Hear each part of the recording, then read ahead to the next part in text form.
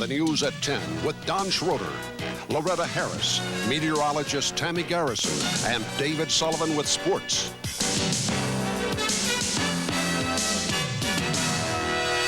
Good evening, I'm Lauretta Harris. And I'm Don Schroeder. A pilot who survived a plane crash Sunday morning is being called a hero tonight. Gus Meckley made an emergency landing in a busy neighborhood and no one was hurt. He spoke publicly tonight for the first time since the accident. Liz Charlotte reports. I got up off the runway, everything was perfect.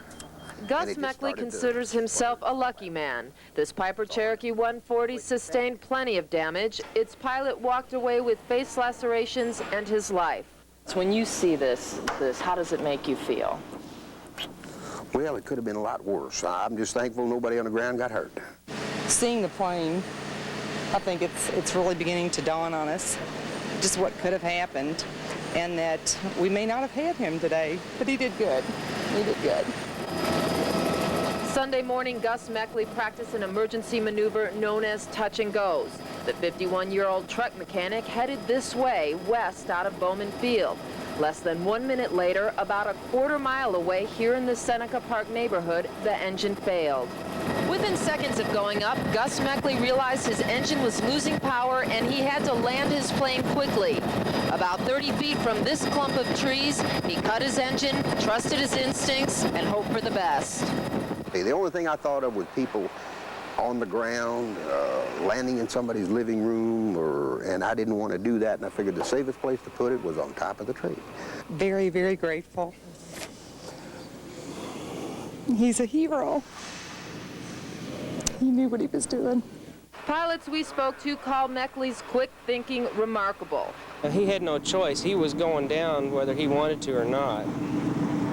And that's, like I said, he did the best that he could do, and he couldn't have done any better because there was houses everywhere. Looking back at it right now,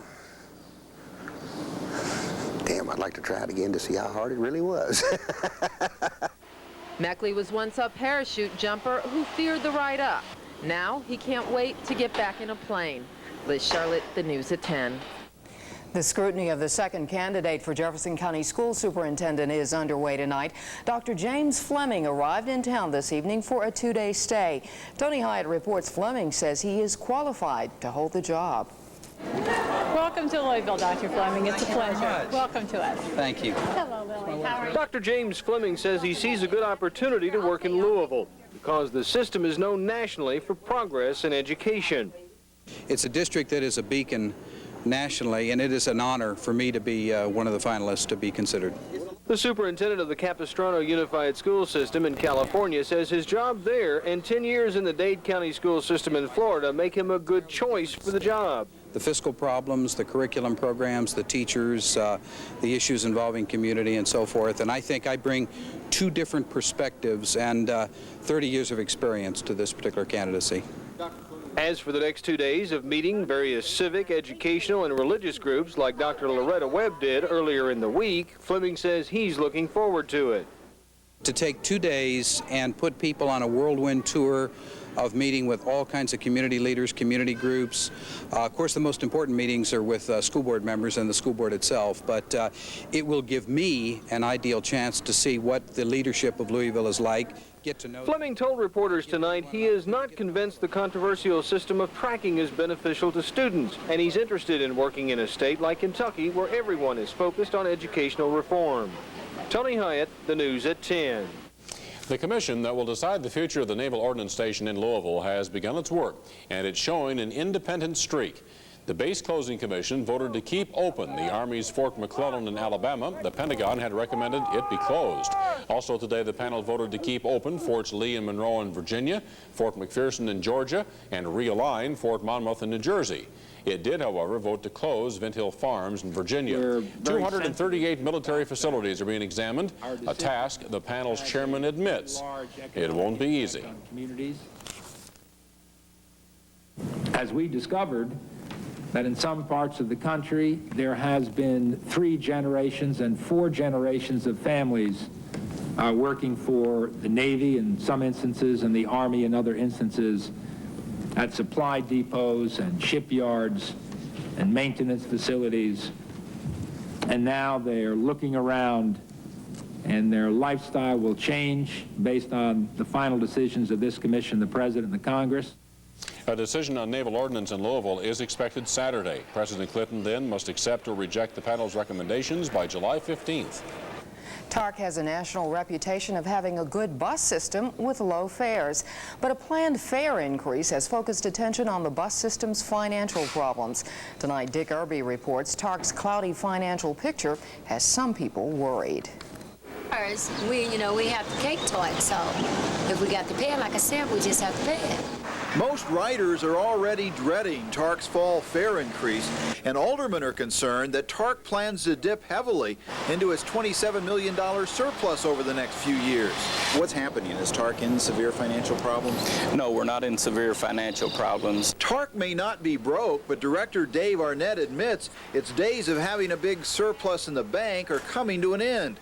Ridership has leveled off, and expenses keep going up. We want to develop a plan over the next 6 months of exactly how we approach the situation if the surplus is depleted. Raising fares is part of that revitalization plan. While infrequent riders will pay more, regulars will actually pay less by buying tickets in advance. The experts say higher full fares and advanced discount sales will bring in a lot more money.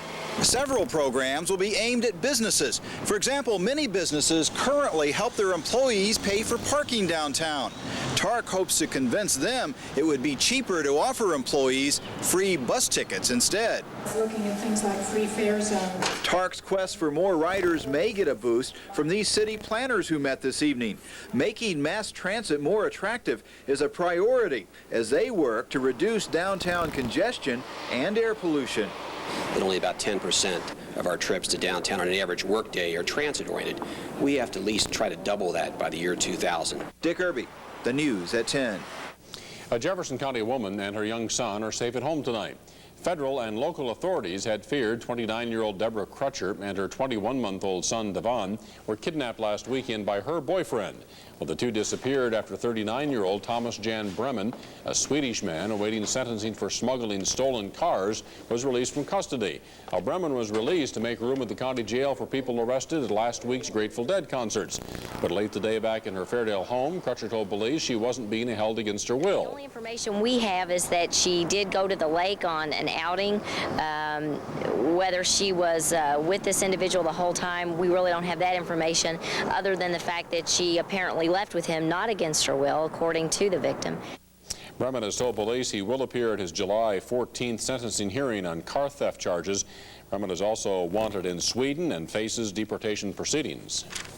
40-year-old Wayne Patrick is under $1 million bond tonight. He is charged in connection with the death of Cynthia Thomas and the stabbing of her 9-year-old son, Ricky. Patrick was arraigned this morning on charges of murder and assault. He pleaded not guilty. Police found Thomas's body in her Newburgh home Tuesday morning. Ricky Thomas is listed in good condition tonight at Corsair Children's Hospital. Police say he was stabbed in the arm as he tried to stop Patrick from stabbing his mother. Just ahead of the news at 10, more gloomy economic news, and L.A. tightens the screws on smokers. Are all systems go for a space station? Also an advertising idea that is out of this world. Hey, look at that sign up ahead. Oh, I wonder who thinks up those crazy signs.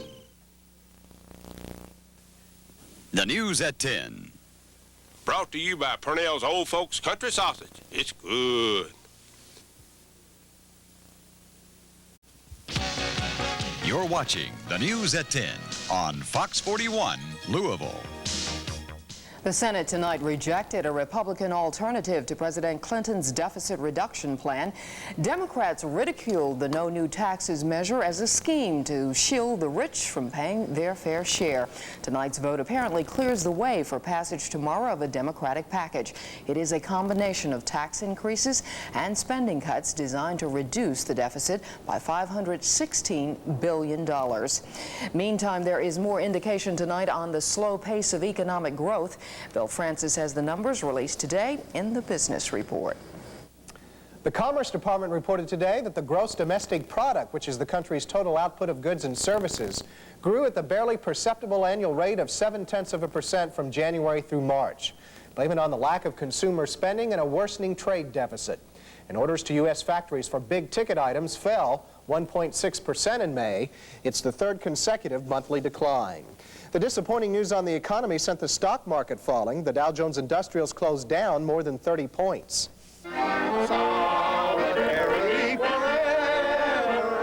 Some rank-and-file members of the United Auto Workers were on hand today for the opening of contract talks between General Motors and the UAW.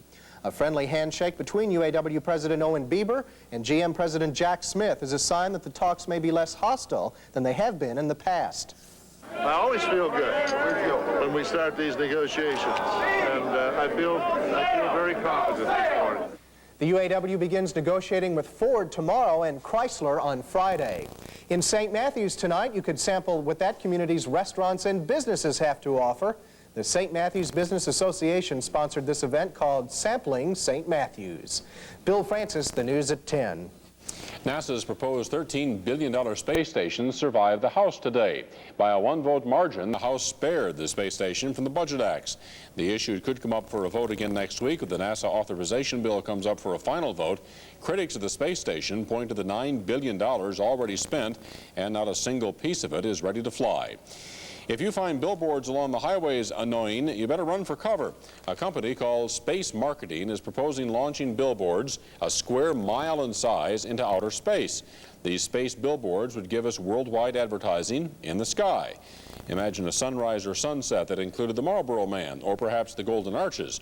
Legislation has been introduced in Congress to prohibit space advertising. Just ahead, look for a stormy end to the work week. And we'll tell you about the invasion of tiny green visitors in New York.